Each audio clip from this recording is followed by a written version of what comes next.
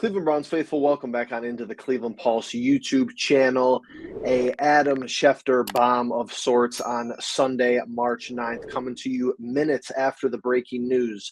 From trade to truce and beyond, the Browns and Myles Garrett reached agreement today on a record contract extension that averages $40 million per year and includes $123.5 million in guaranteed money, and now makes him the highest paid non-QB in NFL history, sources tell ESPN. Money solves everything. They say winning, solves everything. Money solves everything, sometimes quicker, because at the end of the day, I mean, just look at the money here. I mean, $123.5 million. That's an extension. Are there any years attached to this? Does Schefter leave out the years? Does he not know the years? I'm assuming it has to be 3 years. But he already had 2 more, so he's technically under contract for 5 years. 3 or a 4-year deal, unless I'm stupid. I don't think I'm missing anything.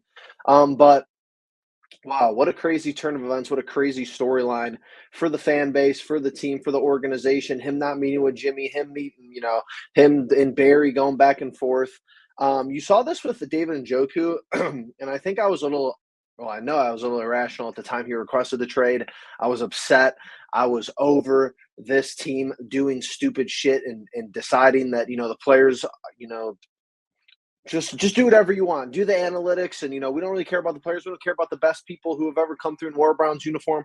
I'm glad both sides got this right, and I really think this is what has happened here. Both sides have gotten this right. Myles, he has a lot of stuff on his end that it's not like he had all the leverage in the world. Kind of a dumb request to make on how he did it, going on Radio Row in the Super Bowl, and you have 2 years left of your contract. He knows in the back of his mind that he can't really sit out. His agent is probably telling him, yeah, you can't really sit out for 2 seasons at your age and at your position. It's really not possible.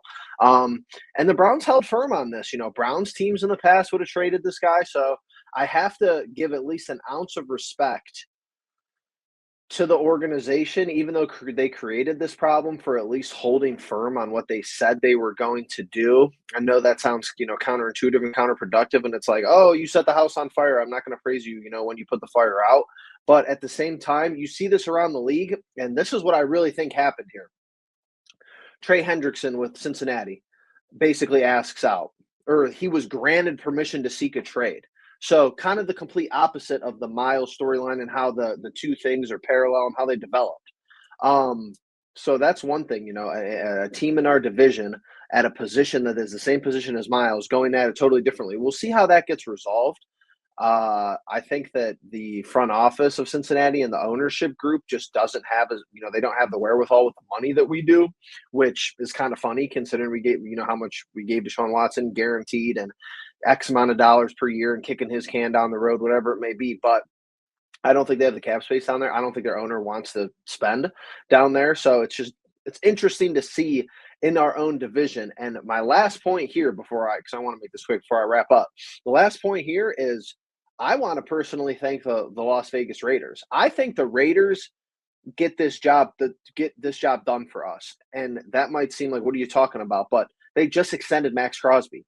Max Crosby 1 or 2 days ago, give him a new contract as an edge rusher. Same rhetoric that Schefter's using here. Highest paid non-QB in NFL history. Max Crosby was just that for like 10 minutes, and now it's Myles Garrett. So back to the final numbers here. Reach agreement today on a contract extension, $40 million per year. That includes $123.5 million in guaranteed money. Wow. I had a feeling the resolution was coming. I didn't know what it was going to be. Basically, that I knew that it wasn't going to be a trade because of our cap. You can't trade him because of the cap situation. Why would we give up the leverage at the end of the day? I was emotional and wrong for stating that as my point of view when it first happened. Obviously, reacting on emotion when he asked for a trade because he's easily the best player on the Cleveland Browns and probably a top 3 Cleveland Browns player of all time, if not higher, if not the best ever to ever put on a Cleveland Browns uniform. And then you have everything with the Barry and the Cleveland to Canton bullshit and Haslam. I got issues with Haslam. If you're going to step into stuff, step into everything. Don't just step into some stuff and then, oh, no, Barry, I'm not meeting with the guy. You're the owner of the damn team. You won't have dinner with the guy? Why not? What's wrong with that? That's what pissed me off more than anything. And I'm glad this deal got done. You have an upswing in, good headlines regarding the Cleveland Browns. Finally, it's going to be a long offseason. It's going to be a roller coaster, up, down, up, down, up, down, up, down. Who we drafted, who we drafted, who we drafted. But Jimmy has a lot of balls to just be like, oh, I'm going to put my hand in everything else, from the Deshaun Watson move to drafting Johnny Manziel. And then Myles Garrett turns around and, oh, can we talk? And Jimmy goes, no. That's disgusting. And I guess at the end of the day, money talks, but that would have put me over the edge if I was Myles. And I tweet this out, and people defending the Haslams. I mean, come on. Oh, that was smart. Oh, he shouldn't be meddling. I agree, but he already has. He has a track record of meddling. If he never meddled before and he was like, no, I'm not meeting with the guy, I'm the owner, all right, more power to you. Keep it consistent, or don't do one thing or do nothing at all. That's my, thing at the end of the day. You're the owner. This isn't some, tertiary player asking for a trade.